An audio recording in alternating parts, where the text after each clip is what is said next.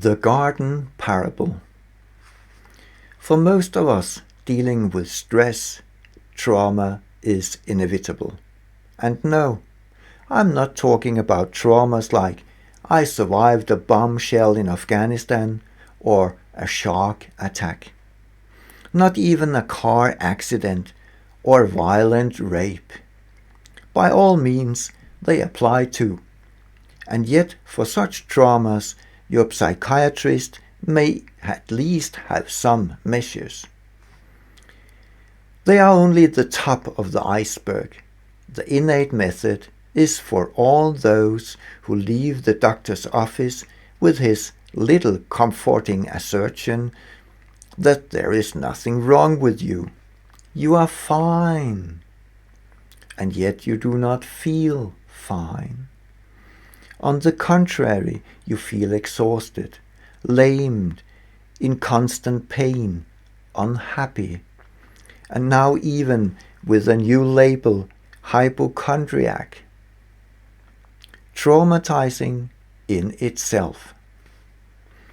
After having lived for decades in stress and with some kind of conditioning or even traumas from early childhood, we happily jump on a weekend course to fix our lives.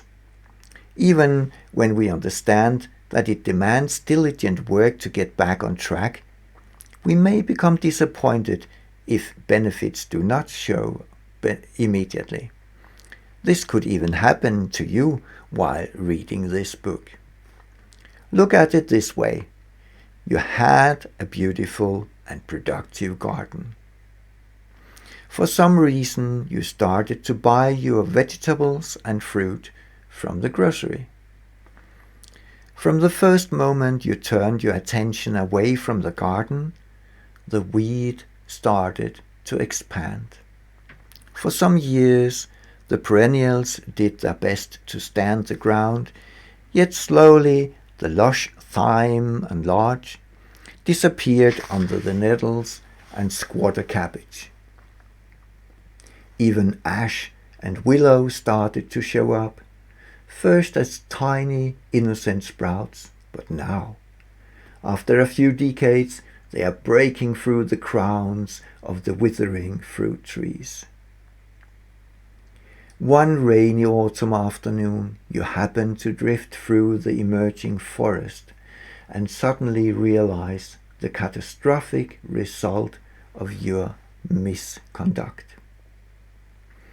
All the forgotten tastes and smells, the wonderful flowers, and not to speak about the butterflies and the happy moments with the children.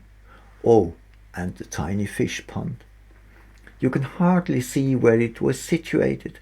Now you wish you had not let it deteriorate and disappear. You wish it all back in the blink of an eye. Regretfully, you turn to your spouse, and together you spend a weekend looking for forgotten plants that still can be saved, walking the old tracks and planning the beds for the next season. But planning is not enough. There is hard work to be done. Trees have to be dug out or cut down. Masses can be turned into compost for next year's growth. The coming spring, seeds can be sown, and not until 1 year after the shocking revelation, the first vegetables can finally reward your hard work.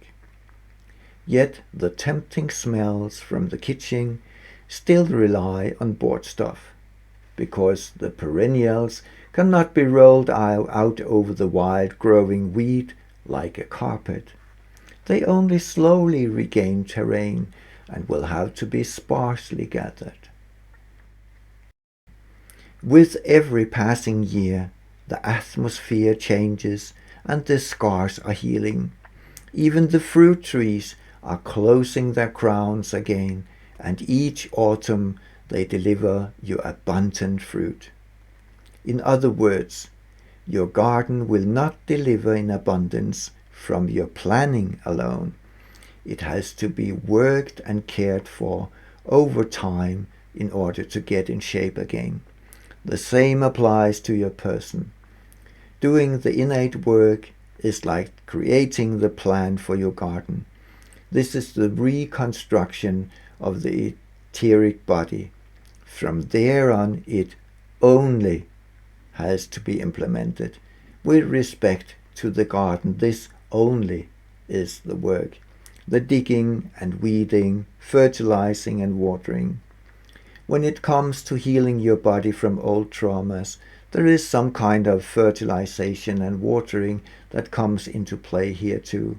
For the traumas to heal up, for the new plan to be implemented, you will need to nourish it by paying humble and devoted attention to your higher self.